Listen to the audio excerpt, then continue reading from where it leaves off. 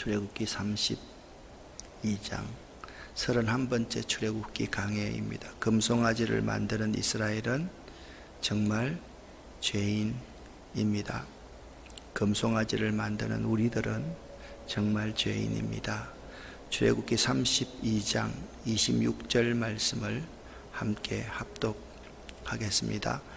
누구든지 이에 모세가 진문에 서서 이르되 누구든지 여호와의 편에 있는 자는 내게로 나아오라 하매 레위 자손이 다 모여 그에게로 가는지라.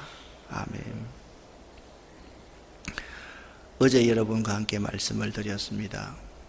이스라엘 백성들이 고센 땅, 이 고센 땅에서부터 여기 있는 시내 광야까지 이르는 그 시간이 2개월가량 걸렸다, 그렇게 말씀을 드렸습니다. 그들은 수르 광야를 지나고 에담 광야를 지나고 신 광야를 지나고 여기 시내 광야에 이르러서 그들이 시내산에 이르렀습니다. 그들 한 사람 한 사람이 하나님의 놀라운 구원을 체험한 그 기간이 언제였는가? 출애굽을 한 때는 제1년 1월 14일 날 출애굽을 했습니다. 그들이 시내 광야에 도착한 것은 제3월에 도착했습니다. 그러니까 그들이 출애굽하고 나서 시내 광야에 도착한 것이 2개월가량이 기간이 걸렸다라고 생각하시면 됩니다. 이 2개월의 기간은 이스라엘 백성이 하나님 앞에서 원망과 불평만 하는 기간이었습니다. 하나님의 놀라운 구원을 그들이 체험했음에도 불구하고 그들은 하나님의 놀라운 그 구원의 은혜, 구속의 은혜를 잊어버리고 의식주의 문제가 해결되지 않으면 원망하고 불평하고 주의 종에게 대어드는 그러한 삶만 살았던 것이 지난 2개월까지입니다. 그리고 시내산에 도착해서 이 광야로 출발하는 시기가 제2년 2월 20일입니다. 그러니까 여러분 보십시오. 제1년 13개월 만에 출애굽하고 나서 13개월 한 6일 만에 그들이 광야로 나아갑니다. 그러니까 출애굽해서 시내 광야에 도착할 때까지가 2개월이었다고 한다면 시내산에 머물면서 하나님의 율법을 받고 했던 그 기간이 9개월가량이 되었다라고 여러분 생각하시면 됩니다. 그 9개월가량 있었던 그 이야기가 이게 함축적으로 나타나는 것이 출애굽기 19장, 20장, 21장, 22장, 23장까지의 내용은 하나님과 언약을 맺기 위해서 하나님의 율법을 받고 하나하나의 율법을 그들 스스로가 정리하는 그러한 기간이었고, 출애굽기 24장에서 그들은 비로소 하나님과 언약을 맺습니다. 언약의 하나님이 언약을 맺고 나자 이제 그들이 선민이 되었습니다. 하나님의 제사장의 나라가 되었습니다. 25장부터 31장까지의 내용을 쭉 살펴보면 성막을 어떻게 지어라, 내가 너에게 제시한 식양대로 성막을 지어라, 그리고 성막에 들어가는 각종 기구들을 이렇게 만들어라 하나님께서 지시하셨는데, 이 성막을 짓는 사람이 누구냐? 브살렐과 오홀리압이었다라고 말씀을 드렸습니다. 이 브살렐과 오홀리압은 어떤 사람이냐? 하나님의 신에 감동된 사람입니다. 그 사람 그 자체도 신앙의 인격을 갖춘 사람이었습니다. 그리고 공교한 기술까지 갖췄던 사람이 브살렐과 오홀리압이었습니다. 그런데 모세가 그 9개월 기간 동안에 하나님의 율법을 받기 위해서 전급판을 2개를 새겨서 하나님 앞으로 나아갑니다. 며칠 동안요? 40일 동안, 딱 40일 동안 나아갑니다. 그때 벌어졌던 이야기입니다. 백성이 모세가 산에서 내려옴이 더딤을 보고 모였습니다. 자, 여러분 모일 때 잘 해야 됩니다. 모일 때 이 백성들처럼 행하면 하나님의 공동체를 깨뜨립니다. 모임을 잘 해야만 됩니다. 모임을 인도하는 리더가 참 잘해야만 됩니다. 그들이 말을 합니다. 모세가 죽었는지 어떻게 아느냐? 우리를 위해서 우상을 만들자. 그래서 그들은 금송아지를 만들었습니다. 이 금송아지를 만들 때의 리더가 누구냐? 아론이었습니다. 지금 모세와 여호수아 두 사람은 하나님의 계명의 율법을 받으러서 시나이 산으로 올라가 있었습니다. 여호수아는 아래에서 대기하고 모세는 위에 있습니다. 그들이 금송아지를 이렇게 딱 만들어 놓고 이야기를 합니다. 딱 금송아지 같네요. 이스라엘아, 이는 너희를 애굽 땅에서 인도하여 낸 너희의 신이로다 라고 그들은 말을 합니다. 이전과 똑같은 방식으로 이튿날 그들이 일찍 일어나 번제를 드리고 화목제를 드리고 백성들이 앉아서 먹고 마시면서 일어나서 춤추며 뛰어놉니다. 참 가관입니다. 그런데 여러분 가만히 한번 생각을 해보세요. 이스라엘 백성들과 아론이 이렇게 행동하는 모습을 가만히 보면 오늘날 죄송합니다. 우리 한국교회의 지도자, 목사들과 우리 성도들의 모습이 그대로 오버랩된다라는 생각을 해보게 됩니다. 교회에서 내 마음에 맞지 않는 예배, 내가 듣기 싫은 설교, 나와 맞지 않는다고 하면 전부 다 나에 맞는 우상들을 다 만들어 놓고 이 우상들이 뭐냐? 내가 복음입니다. 내가 복음. 내가 좋은 건 복음이고 내가 싫은 거는 복음이 아닌 거죠. 그걸 만들어 놓고 우상 앞에서 예수 그리스도 삼위일체 하나님께 예배드려야 될 우리들이 일찍이 일어나 번제를 드리며 화목제를 드리고 백성들이 앉아서 먹고 마시며 일어나 뛰놀고 있는 모습과 다를 바가 하나도 없다라는 생각을 합니다. 하나님께서 모세와 산 위에서 지금 대화를 합니다. 네가 인도하여 낸 내 백성이 부패하였도다, 썩었도다. 부패하고 썩으면 먹지 못합니다. 부패하고 썩으면 그 역할을 감당하지 못하고 버려야만 됩니다. 치워야만 합니다. 그런즉 이제부터 나 여호와가 하는 대로 내버려두라. 내가 그들에게 진노하여 그들을 진멸해버리겠다. 그런데 여기서 아주 중요한 약속을 하나님께서 하나 합니다. 너를 큰 나라가 되게 하리라. 따라합시다. 너를 큰 나라가 되게 하리라. 아멘. 백성들을 다 하나님께서 썰어 죽여버리겠다는 거예요.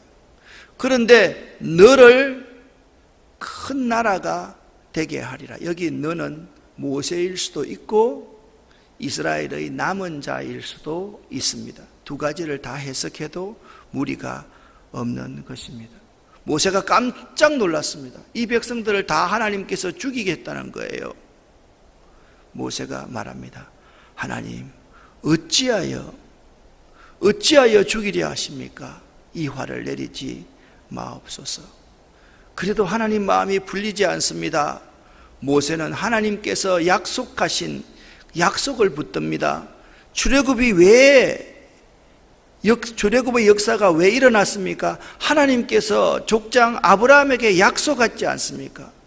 지금부터 400년이 지난 후에 내가 너희를 이끌어낼 것이다. 모세는 그때 하나님과 대화하면서 하나님의 언약을 이끌어냅니다.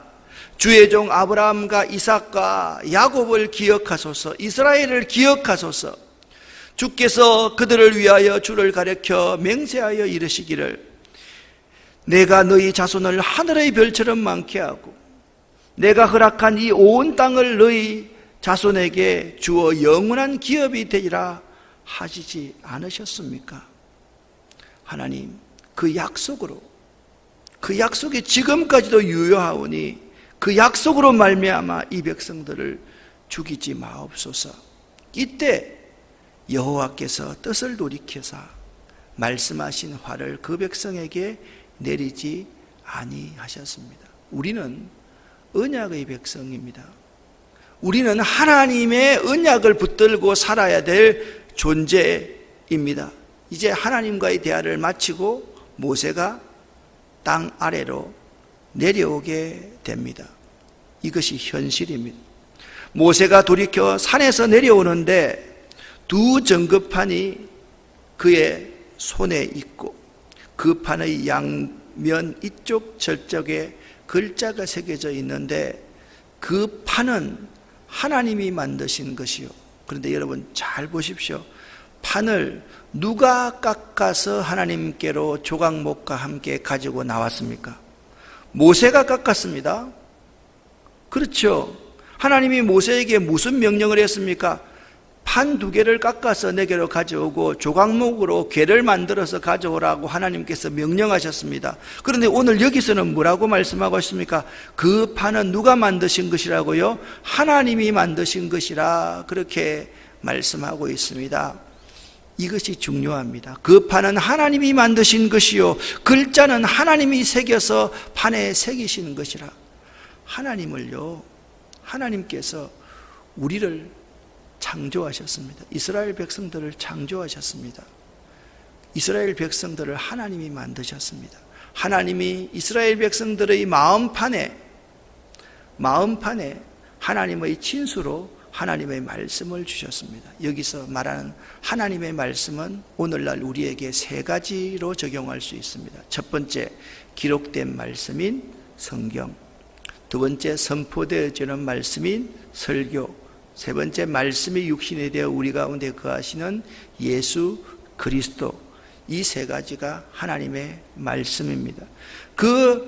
우리를 하나님께서 조성하시고 우리의 마음판에 하나님의 말씀을 친히 친수로 새겨주셨다라는 것입니다. 이 판을 깨뜨린다는 것은 하나님을 배신하는 것이고 하나님의 말씀을 버리는 것이고 이 하나님의 말씀에 순종하는 사람은 복을 받고 이 하나님의 말씀을 버리는 사람들은 저주를 받습니다. 하나님의 말씀을 잘 간직하며 살아가는 사람과 하나님의 말씀을 깨뜨리는 사람이 있다라는 말씀입니다. 지금 백성들이 뭘 만들어 놓고 금송아지를 만들어 놓고 번제와 화목제를 드리고 먹고 뛰어 놀면서 지금 축제를 페스티벌을 벌이고 있습니다. 그때 17절 말씀을 보십시오. 여호수아의 귀에는 그 소리가 무슨 소리로 들렸습니까? 진중에서 싸우는 소리로 들렸습니다. 그런데 18절에 모세에게는 그 소리가 어떻게 들립니까? 내가 듣기에는 노래하는 소리로다 라고 들립니다. 여러분, 모세는 하나님과 대면했습니다. 여호수아는 아래에서 기다렸습니다. 모세는 하나님과 대면하면서 어떤 확신이 있었습니까? 내가 하는 대로 내버려두라. 이들을 싹 썰어서 내가 죽여버리겠다고 했을 때 모세가 하나님의 약속을 붙들고 하나님께 매어 달렸을 때 하나님께서 그 베푸시기로 한 그 진노를 거두어 드린다는 확신이 있었습니다. 그러니까 사죄의 확신이 있는 사람은 죄를 지은 사람들이 뛰어노는 소리를 보고서도 듣기에 노래하는 소리로 들리지만 하나님의 사죄의 확신이 없는 사람에게는 진중에서 싸우는 소리로 들린다. 그렇게 오늘 성경은 말씀하고 있습니다. 모세가 보고 그 광경을 보니까 너무 황당하거든요. 하나님께서 진노하셔서 그 백성을 썰어버리겠다 했을 때는 어찌하여 죽이지 마시옵소서, 이 백성을 용서해달라고 기도했지만 직접 자기가 이끌어낸 그 백성들을 보니까 너무 화가 났습니다. 보고 크게 노하여 손에서 그 판들을 산 아래로 던져버립니다. 그리고 깨뜨려 버립니다. 말씀드렸습니다. 그 판은 누가 만드신 것이라고요? 하나님이 만드신 것이요. 글자는 하나님이 친수로 써서 판에 새기신 것이었습니다. 이스라엘 백성들이 하나님의 말씀을 버린 거예요. 하나님의 율법의 말씀을 버린 거예요. 하나님을 배신한 거예요. 그것을 모세가 그 판들을 산 아래로 던져 깨뜨리니라, 그렇게 말씀하고 있습니다. 산 위에서의 삶이 있고 산 아래에서의 삶이 있습니다. 산 위에서의 삶은 하나님과 대화하고 하나님 말씀에 순종하는 삶이라고 한다면, 산 아래에서의 삶은 하나님의 말씀을 깨뜨리고 하나님 말씀을 내 자의적으로 해석하고 하나님의 말씀을 내 편리하게 붙들고 살아가는 삶이다 라고 말씀. 모세가 그들이 만든 금송아지를 가져다가 불을 살라서 부수어서 가루를 만들어서 물을 뿌려서 이스라엘 자손에게 다 마시게 합니다. 본디오 빌라도가 예수 그리스도를 십자가에 못 박았습니다. 그 죄가 누구의 머리로 돌아갑니까? 자기의 머리로 돌아갑니다. 우리는 하나님의 교회를 섬길 때 우리의 우상을 불살라 부수어서 우리가 마시는 어리석음을 범해서는 결코 안 됩니다. 정말 하나님의 교회를 섬길 때 이 말씀을 보고서 내 죄가 내 머리와 내 자손들에게로 돌아가게 해서는 안 되겠구나, 두려운 생각을 가져야만 합니다. 모세가 아론을 부릅니다. 아론을 책망합니다. 당신이 어떻게 하였기에 당신이 그들을 큰 죄에 빠지게 하였느냐. 여러분, 여기 아론이라는 사람은 그렇게 행동하면 안 되었습니다. 백성들이 모세가 내려옴이 더디함을 보고서 우상을 만들자고 했을 때 아론은 안 된다, 자기가 죽더라도 죽으면 죽으리라는 각오로 안 된다라고 했어야 했습니다. 그런데 아론은 어떤 사람이었습니까?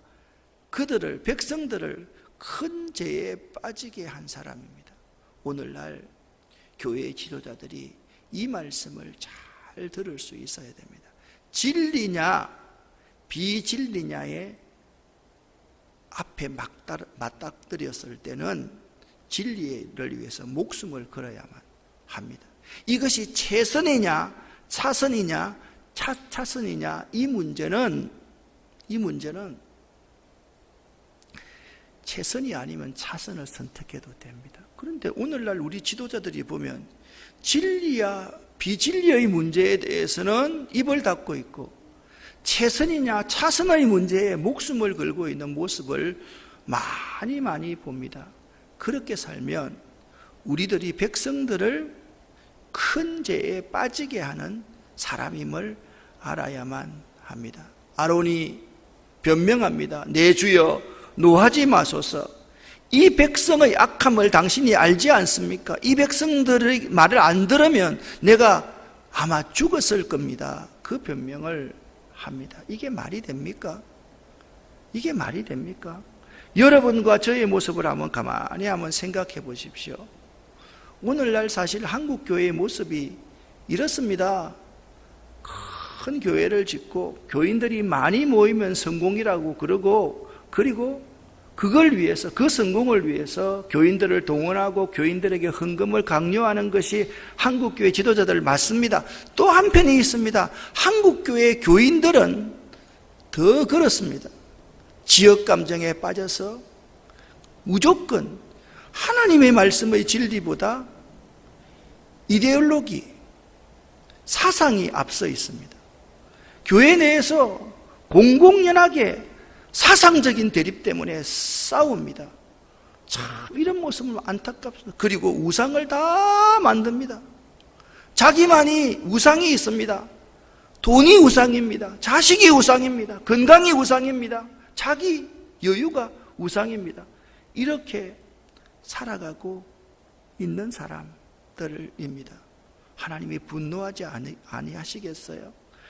하나님의 돌판이 깨뜨려져 있는 삶이 우리 교회와 우리 교인들 한 사람 한 사람의 삶이다. 이렇게 변명하고 있습니다. 이 백성들이 본시 악하지 않습니까? 한국 교회가 썩었지 않습니까? 그렇게 보면서 우리 자신은 바라보지 못합니다. 나 자신이 아론이라는 사실을 바라보지 못하는 것이 우리의 현실이 아닌가라는 생각을 해보게 됩니다. 모세가 보니까 백성이 방자합니다. 방자하다는 뜻은 춘향전에 나오는 방자를 말하는 것이 아닙니다, 여러분. 방자는 원뜻은 파라라는 히브리어입니다. 쉽게 외우려 하면 땅 파라, 땅 파라 이렇게 외우면 됩니다. 파라라는 이 원어의 뜻은 풀어놓다, 석방하다, 벌거벗기다 라는 그러한 뜻입니다.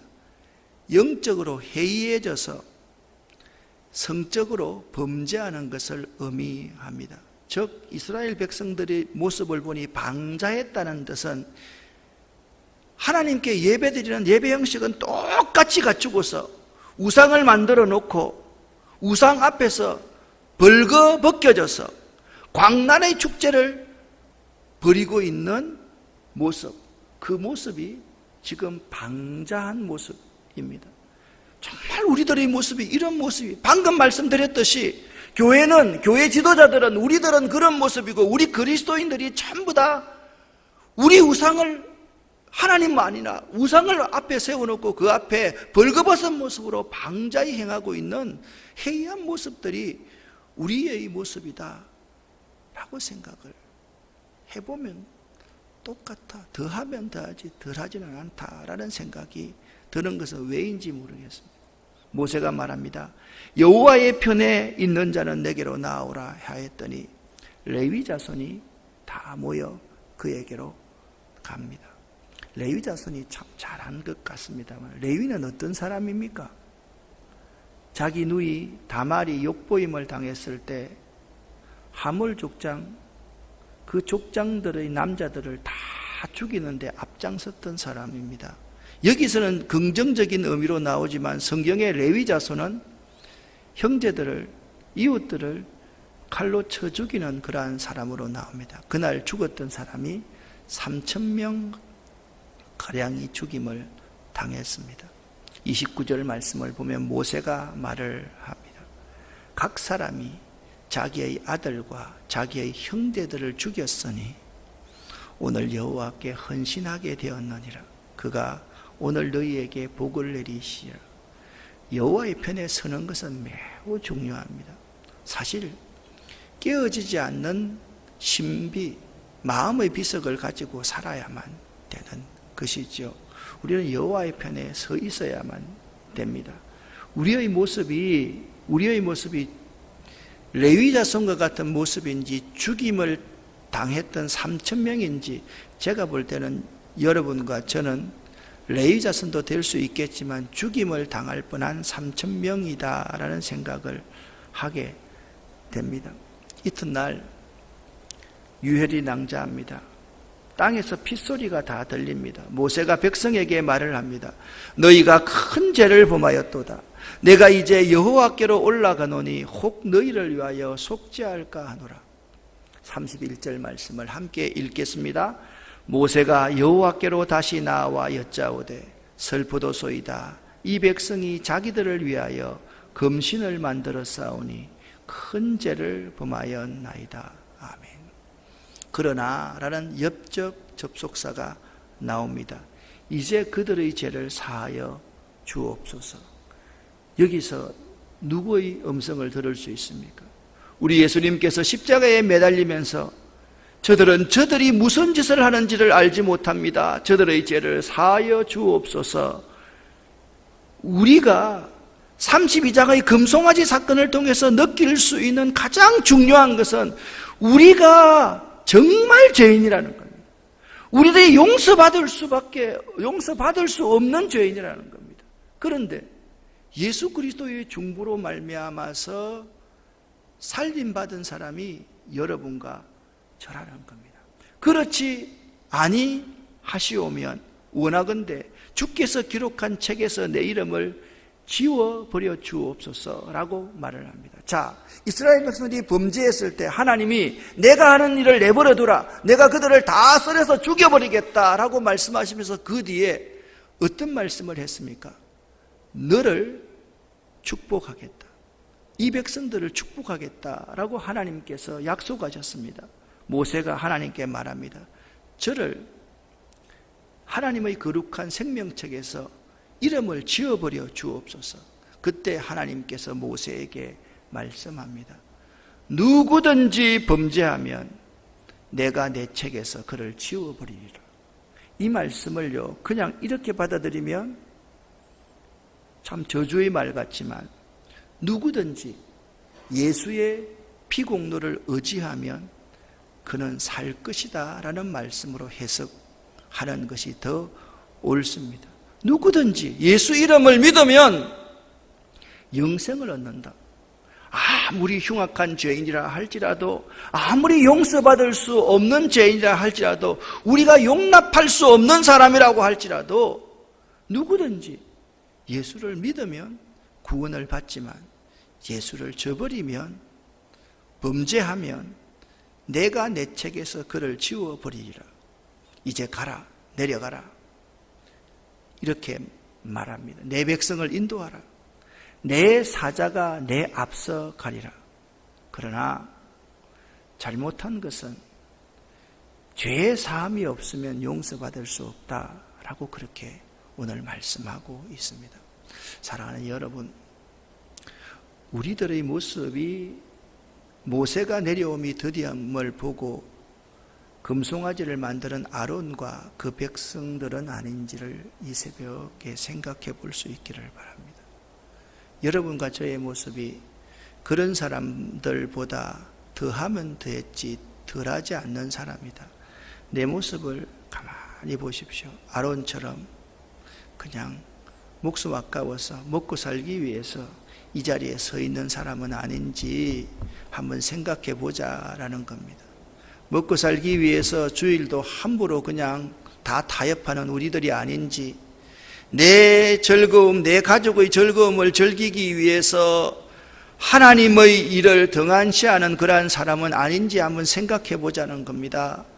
내 행동으로 말미암아 백성들을 죽이는 지도자가 아닌지를 한번 생각해 보자는 겁니다.